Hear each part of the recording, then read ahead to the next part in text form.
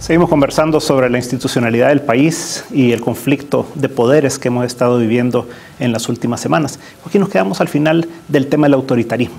¿Cómo se percibe realmente, yo diría que en casi todos los partidos políticos, ese deje de querer tener como el poder absoluto, ¿verdad? Y este tipo de cosas son tal vez como pruebas de poder, ¿verdad? Para ver si logran llegar ahí. ¿Lo ves así o no? De poder a la brava, porque pues, se supone que la política es el ámbito donde se disputa el poder, ¿verdad? Entonces no habría nada de malo en que busquen el poder. El problema es cómo lo buscan y para qué lo buscan, ¿verdad? Y yo sí creo que parte de este asunto tiene que ver con esa falta total de experiencia de discusión y debate de ideas, ¿verdad? Porque lo que hay de discusión es distinto cuando uno debate y discute y argumenta con el propósito de llegar a la verdad, si es que se puede llegar a la verdad, las mejores razones que me permitan sacar las mejores conclusiones. Pero aquí siempre se discute a partir de posiciones ya tomadas y el argumento se ocupa para justificar esas posiciones que no hay ninguna intención de variarlas, ¿verdad? Esa es la historia del Pleno de la Asamblea Legislativa, que debiera ser un espacio deliberativo genuino, pero no. Ahí llegan a mentarse la madre y a decir por qué vos sos malo y por qué yo soy bueno, ¿verdad? Pero no a buscar buenas razones. Y es lo que ha pasado acá. La argumentación jurídica, por ejemplo, se ha utilizado selectivamente para justificar posiciones que son políticas y que están tomadas previamente. O peor aún, posiciones que son emocionales. Porque aquí ha habido resentimientos. Aquí mucho de todo este embrollo empieza con los primeros días de la instalación en 2009 de la Sala de lo Constitucional y del nuevo presidente de la Corte, que empieza a cortar prerrogativas y privilegios y empieza obviamente a enfrentarse con el sindicato y con los que estaban ahí incurriendo en nepotismo y una serie de cosas. Entonces, esto acarrea, digamos, basura de distinta índole. Y no se puede pensar que la argumentación se ponga en función de justificar las cosas que cualquiera pueda tener, los resentimientos, por ejemplo, por la cancelación de los partidos del PCN y el PDC, o por la cancelación del representante del PCN en el Tribunal Electoral. En fin, hay toda una serie de resoluciones que le han pateado los callos a alguien, ¿verdad? Y esa persona o ese grupo al que le patearon los callos no se pudo quedar con eso. Y entonces se está desquitando. Entonces, por eso insisto, hay que argumentar, hay que debatir, pero con el propósito de buscar el bien común, de buscar lo mejor para el país. De lo contrario, sí se cae en ese ejercicio de búsqueda a la brava del poder y en esa práctica de que lo que importa no es la fuerza de la razón, sino que la fuerza de los números. Yo tengo la mayoría en la Asamblea, lo que antes se decía, entonces puedo hacer lo que me dé la gana. Si es razonable o no, no importa. Si beneficio o no al país, no importa. Tengo los números. Incluso algunos diputados declaran públicamente frente a las cámaras de televisión en forma desafiante. Vaya, que vean si tienen los números para probar eso.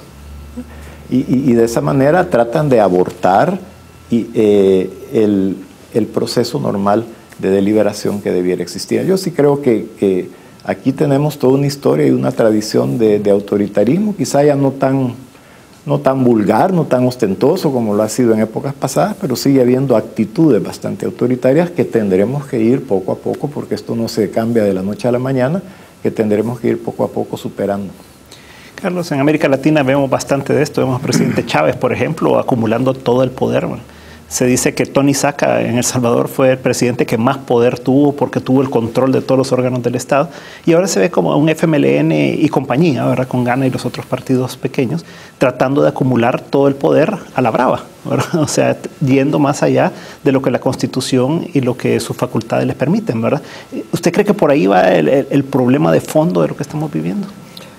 Creo que lo que no hemos comprendido a veces es que de acuerdo a la democracia, de acuerdo a nuestro modelo político, el poder está repartido.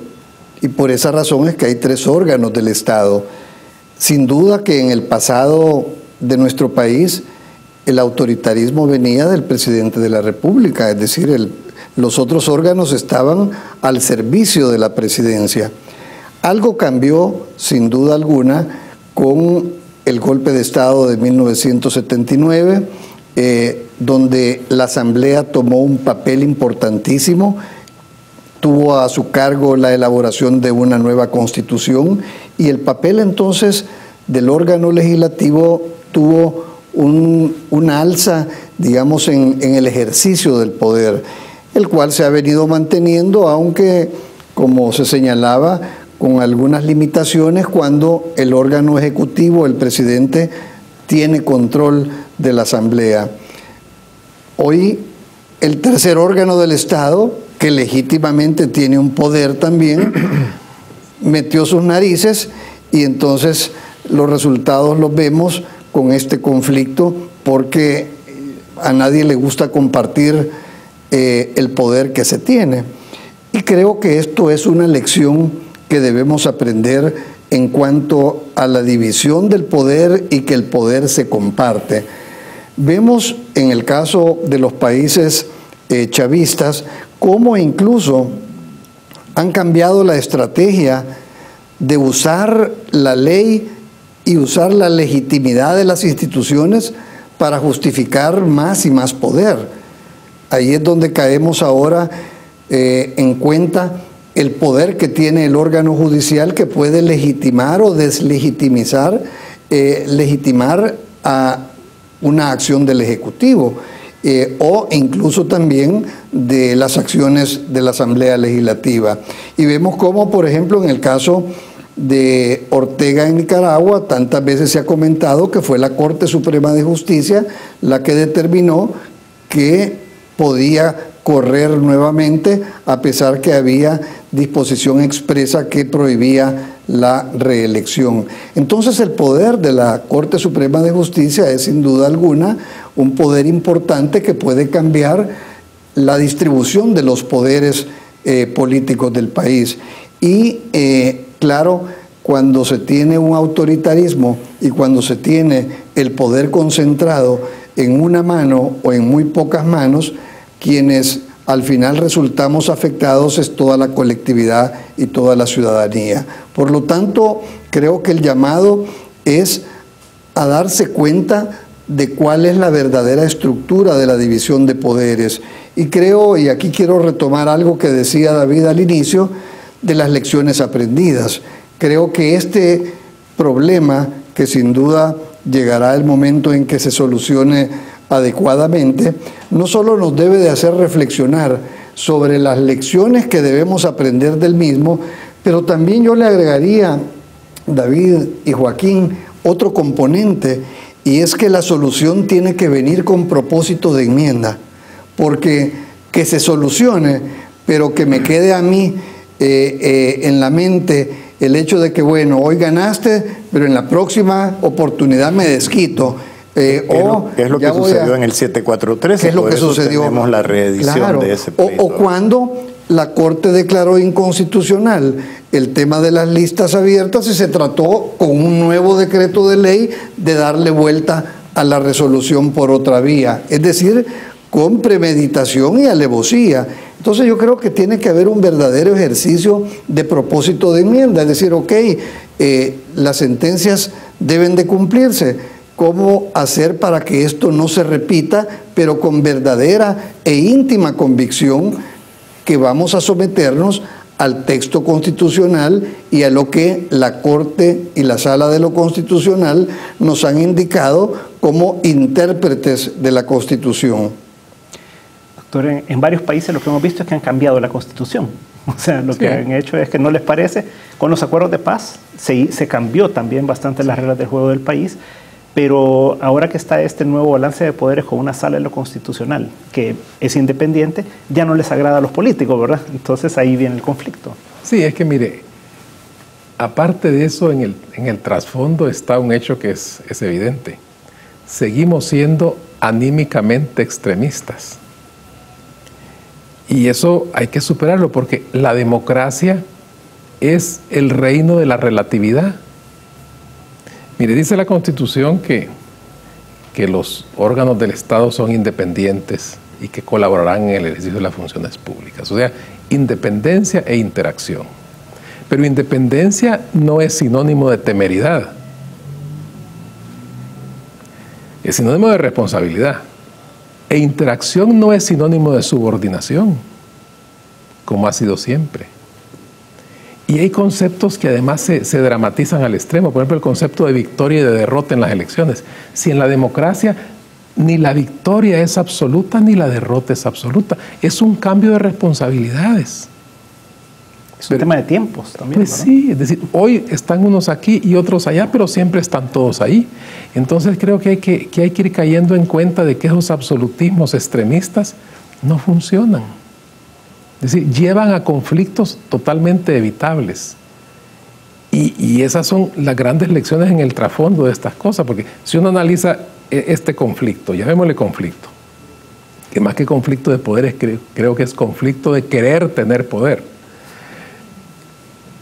Este conflicto es artificial. Es simplemente resistencias, rechazos, aquí estoy yo, no me toquen a mí.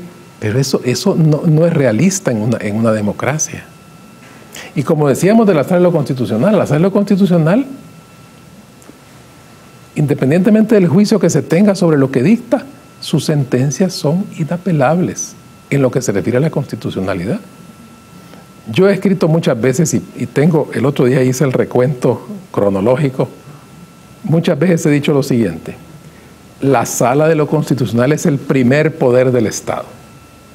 No órgano, porque no es órgano, primer poder del Estado justamente porque sus resoluciones sobre inconstitucionalidad no tienen apelación ninguna. Dicho así, parece que es una frase como cualquier otra, pero mire, ahora está en evidencia esto. En el 2010, el FMLN sacó en agosto un comunicado diciendo que eran inapelables y que tenían que respetarse. Pues sí. Y ahora entonces, ¿por qué ya no? No, es que lo que pasa es que también los juicios en la política generalmente se hacen sobre la base de que qué me conviene o qué no me conviene en un cierto momento. Entonces ahí hay también una cierta relatividad interesada, ¿verdad? Pero yo creo que vamos a entender eso y eso va a ser muy sano. Yo creo que de eso vamos a sacar buenas lecciones y van a quedar lastimaduras importantes que ojalá que, como dice Carlos, que no se conviertan en aspiraciones de revancha, sino que sean lecciones aprendidas. Ya no voy a hacer esto, simplemente voy a tratar de actuar de otra manera. Ojalá que fuera así. O sea, hay una necesidad de enmienda después de que pasan cosas como esta. Sí. A volver, Joaquín, que vamos a ir al último bloque. Veamos entonces por dónde va a ir la solución. O sea, porque estamos, creo, básicamente claros en cuanto al 2006, ¿verdad? La elección de los magistrados del 2006. Pero conversemos más en detalle de qué pasaría con los del 2012, si es conveniente que se reelijan a los mismos, si es conveniente que el mismo presidente que fue electo fuera reelecto ahora. O sea, veamos cómo podría más o menos resultar esto en este último bloque. No nos cambie, de momento estamos de nuevo con 361 grados.